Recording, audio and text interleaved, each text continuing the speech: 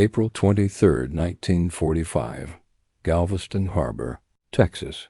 Klaus Muller stood on the transport ship's deck, shackles biting into his wrists, watching American soil emerge through the morning haze like a mirage. He was 15 years old, the youngest among 63 German prisoners who weren't supposed to exist. Child soldiers, boys who'd carried rifles before they'd learned to shave. Some as young as 13, all of them convinced they were sailing toward execution. The April sun felt wrong on Klaus's face. Too warm, too gentle. Nothing like the frozen hell of the Ardennes where he'd killed his first American soldier 3 months earlier. That memory lived in his hands. The recoil of the Car 98K. The way the medic's body crumpled into snow already stained red. The man's last words whispered in English Klaus barely understood. "It's okay, kid." And standing there, watching Texas approach, Klaus realized something that made his stomach turn. The Americans weren't going to execute them quickly. They were going to make them remember they were children first. The war had devoured Germany's youth with methodical precision. By late 1944, the Wehrmacht was conscripting boys straight from classrooms. 12-year-olds given uniforms that hung loose on skeletal frames. 13-year-olds taught to operate Panzerfausts before they understood why their fathers weren't coming home. The Hitler Youth pipeline fed directly into combat units with industrial efficiency. Before we discover how Texas would challenge everything these boys believed about their enemies, tell us where you're watching from. Hit subscribe and share this with someone who needs to remember that compassion can break cycles revenge only perpetuates. Klaus had been 14 when the recruitment officers arrived at his Hamburg school. They didn't ask, they announced. Every boy over 13 was needed. The fatherland demanded sacrifice. He remembered the propaganda posters plastered across what remained of the school walls after the bombings. Young faces, determined and pure, defending Germany against the Jewish Bolshevik conspiracy, against the weak, decadent Americans who would enslave them all. His mother had cried, silently, because tears could be interpreted as defeatism. His father was already dead, executed for questioning the war's progress too loudly at a factory meeting. Klaus wore the uniform because refusing meant his mother would disappear next. The training lasted 6 weeks. 6 weeks to transform schoolboys into soldiers. They learned to strip weapons, dig trenches, advance under fire. They learned that mercy was weakness, that the enemy was subhuman, that dying for the Führer was the highest honor a German could achieve. What they didn't learn was how to be children again once the war ended.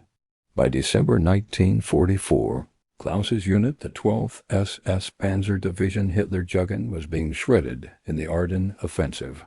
Boys who'd never kissed a girl were bleeding out in Belgian snow. 13-year-olds were loading artillery shells with hands that shook from cold and terror. The veterans, the ones who'd survived Normandy, watched them with hollow eyes that held no hope. Klaus remembered the exact moment he stopped believing the propaganda. December 19th, a Tiger tank sat abandoned 50 meters from their position, out of fuel. The mighty Wehrmacht, the invincible German war machine, couldn't move its most powerful weapon because there was no gasoline. American artillery thundered constantly. The sky belonged to Allied aircraft.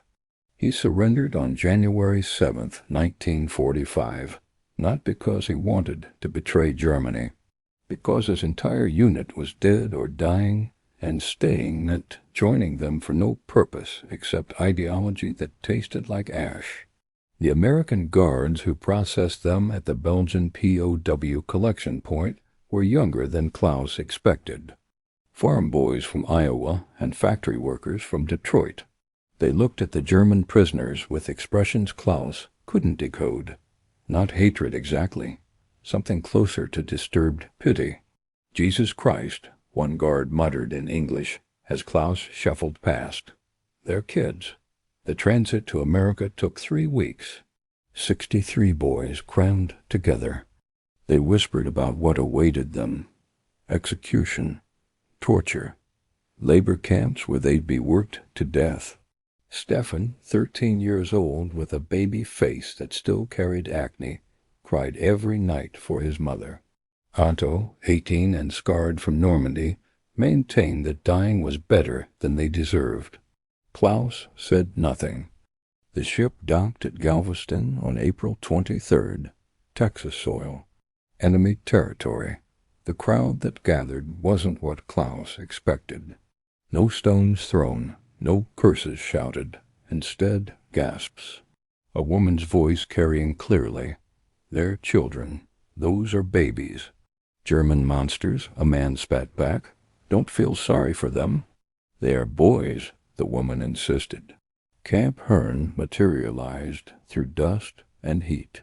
Rows of barracks stretched across Texas prairie. Watchtowers, barbed wire. A prison, certainly, but something felt different. The buildings had actual roofs. Gardens grew between structures. Colonel Robert Parker, the camp commandant, addressed them with a stern face softened by something Klaus couldn't identify. "You're the youngest group we've processed," Parker said in clear German. "That creates complications. You're technically prisoners of war, but you're also children. Some of you were conscripted against your will. Some of you believed lies. All of you are victims of a regime that stole your childhood and turned you into weapons." The mess hall at 1800 hours smelled like nothing Klaus remembered from Germany. Real food. Hamburgers, thick beef patties on soft buns, French fries, baked beans, and bottles of something dark that fizzed mysteriously. "Coca-Cola," an American guard explained in German. "Soda. You've never had it? Welcome to Texas, boys." Klaus stood frozen in line, staring at the hamburger a cafeteria worker placed on his tray. It was massive, twice the size of his fist. The smell made his stomach cramp with desperate hunger. She called him Hun, a term of endearment. For a German soldier. Pity. They pitied him. Maybe, maybe not. Maybe you deserve a chance to be better than your worst moment. To build something good from the ashes of what burn. Buck stood, brushed off his jeans. That medic forgave you. Maybe it's time you start forgiving yourself. Not forgetting, not excusing, but forgiving. There's a difference. School began the next week for boys under 16. They sat in a converted barracks facing a teacher named Mrs. Eleanor Walsh, 45 years old with graying hair and wire-rimmed glasses. She addressed them in fluent German, explaining she would teach English, American history, mathematics, and life skills they would need. She switched to English. "You have futures. Whether those futures are in America, Germany, or elsewhere, you'll need skills. You'll need language. You'll need knowledge beyond how to load a rifle and follow orders." She taught English through baseball terms, songs, and conversations, and history through the Constitution and Bill of Rights. "You were raised in totalitarianism," she said bluntly, "where the state was supreme and individuals were expendable. I'm teaching you an alternative, democracy." Otto challenged her, calling it propaganda and citing America's sins. Mrs. Walsh agreed calmly, acknowledging segregation, internment, and hypocrisy without defensiveness or denial. "But here's the difference," she continued. "In America, I can say that out loud. I can criticize my government without being executed." She explained that democracy meant imperfection paired with freedom to question and improve. Klaus leaned forward despite himself, listening as she spoke of dissent, accountability, and independent thought. That Sunday, local church groups visited. A Baptist minister named Reverend Samuel Jackson spoke gently, offering counseling and the belief that redemption was possible. "Especially for you," he said to Stefan, "because you're victims too." Accountability mattered, he explained, but so did the chance to become more than worst moments. Several boys attended the service. Klaus did not. He watched from a distance as others found hope, community, and forgiveness in the Reverend's words.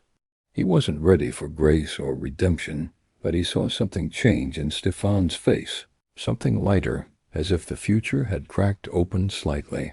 Monday brought another surprise. Colonel Parker announced a supervised barbecue hosted by local families. "They have sons your age," he said. "They believe in treating children, even enemy children, with humanity." The boys were told to eat, play games, and see the people they were taught to hate.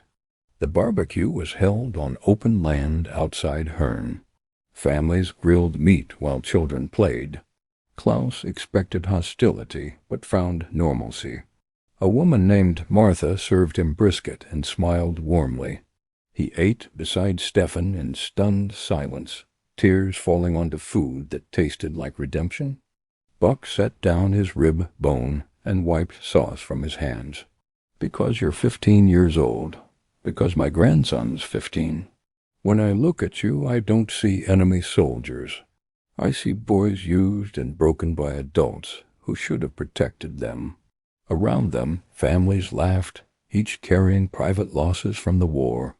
"Every family here lost someone," Buck continued. "Henderson's boy died at Normandy, others in Africa and France.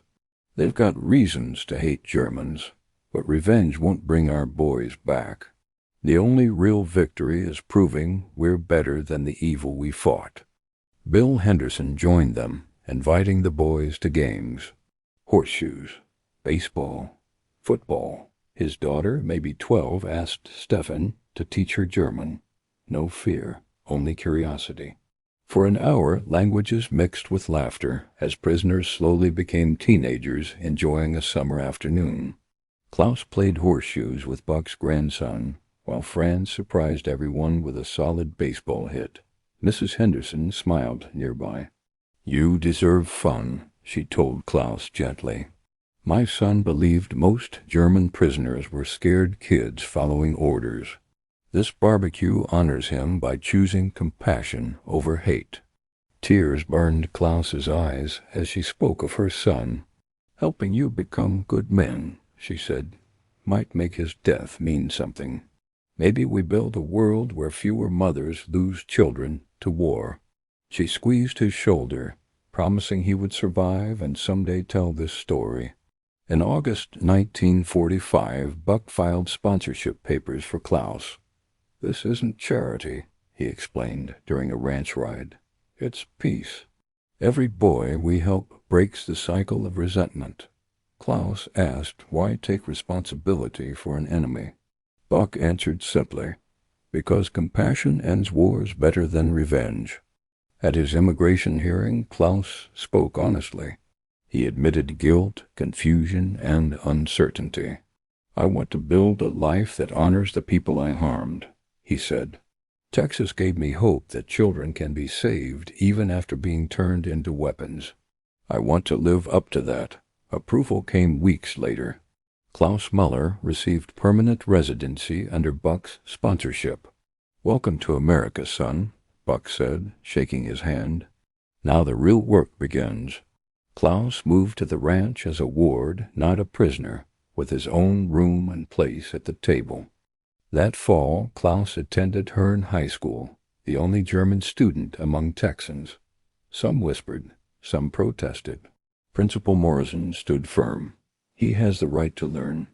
Klaus sat in class, no longer a soldier, carrying brisket-scented memories of mercy that reshaped his future. Tommy Henderson became his guide at Hearne High School. "Ignore the stares," he told Klaus on the first day. "Half these kids have never met anyone from outside Texas. You're exotic, not scary. Just be normal." Klaus frowned. "I don't know how to be normal," Tommy laughed. "Then fake it until you figure it out." That's what being a teenager is, pretending confidence until it sticks. Normal came slowly. Locker slams startled him. Football games confused him. But algebra made sense. So did biology. Teachers pushed him, curious but fair. Some students whispered. Others asked questions. A few became friends. Klaus learned that belonging wasn't instant. It was built day by day through showing up and trying. Klaus graduated high school in 1948.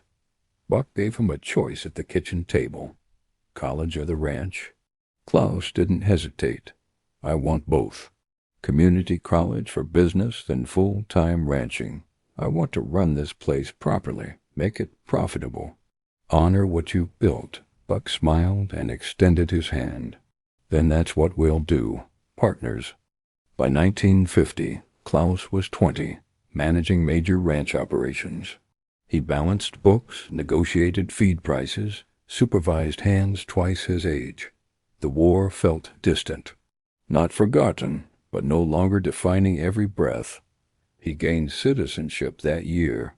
He also fell in love with Sarah Mitchell, a Hearne girl whose uncle had died at Normandy, but whose family chose humanity over hatred. They married in 1951, Reverend Jackson officiating. The Harrison and Henderson families filled the church. Tommy stood as best man. Never thought I'd see the day, he joked in his toast. German soldier turned Texas rancher. Proves redemption's real, or that Texans can civilize anyone with enough barbecue. Laughter rolled through the hall, warm and unguarded. They had 3 children. Klaus raised them bilingual, teaching English and German at the same kitchen table. He taught them that heritage and loyalty weren't opposites, that loving America didn't require erasing Germany, that identity could be layered, complex, and honest without being divided. Klaus expanded the ranch through the 1960s and 70s. He hired immigrants others wouldn't, Korean War refugees, displaced Europeans, men with accents and haunted eyes. He paid fairly and demanded responsibility. Everyone deserves a second chance, he'd say, but they also deserve dignity while earning it. You're doing what Buck did for you, Sarah observed one evening. Paying forward the grace you received? Klaus nodded. Some debts can't be repaid, he said. They can only be passed forward. By 1985, Klaus was 55, gray-haired but strong. Buck was long gone, the ranch his as promised. Tommy was a judge. Stefan owned a successful restaurant. Franz taught woodworking at the high school. The child soldiers of Camp Hearne had become community pillars, proof compassion outlasted vengeance. One evening, Klaus's grandson climbed onto his lap. Opa, the boy asked, were you really a German soldier? Klaus smiled softly, the past and present settling together at last. Yes, when I was younger than you are now. Did you kill people? Klaus didn't lie. Yes, I did things I regret every day. Things I can never undo or fully atone for. Then how are you happy? How do you live with it? I live by building something good from what's left, by raising a family, running a fair ranch, helping others the way I was helped. It doesn't erase the past, but it means the past doesn't define the future. Klaus pulled out an old photograph. 63 German boys at their first Texas barbecue, eyes wide, holding plates of brisket. That was us 40 years ago. Broken children who'd been turned into weapons. Texas families looked at us and saw boys worth saving. That choice changed everything. It gave us futures when we deserved only punishment. Why'd they do it? Because compassion is stronger than hate.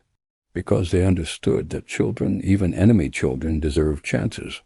Because treating us like humans instead of monsters was revolutionary. Klaus smiled. And because hamburgers and Coca-Cola taste the same, regardless of what uniform you used to wear. Young Buck studied the photo. I want to be like them, like the Texans who saved you. Then remember this.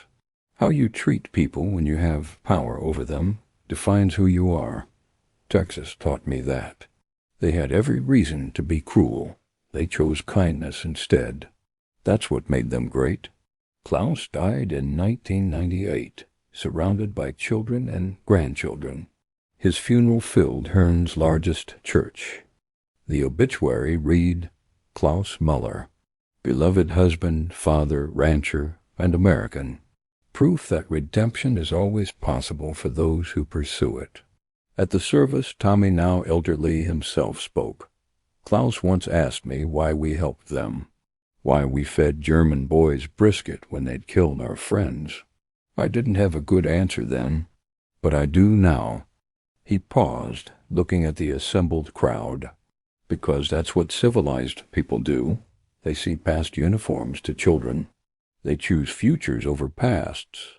They build bridges instead of walls. Klaus spent 70 years proving we made the right choice. He became a great Texan, a great American, a great man, not despite his past, but because he refused to be defined by it.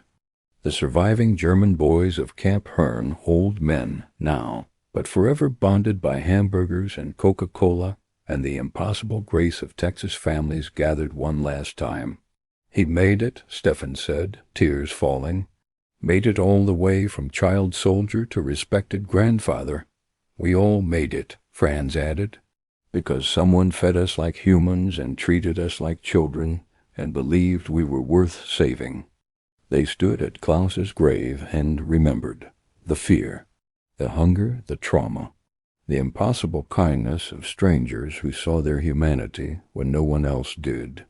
And they remembered the taste of that first hamburger, that first Coca-Cola, that first moment when dignity was extended and hope became possible. Because in the end, that's what saved them.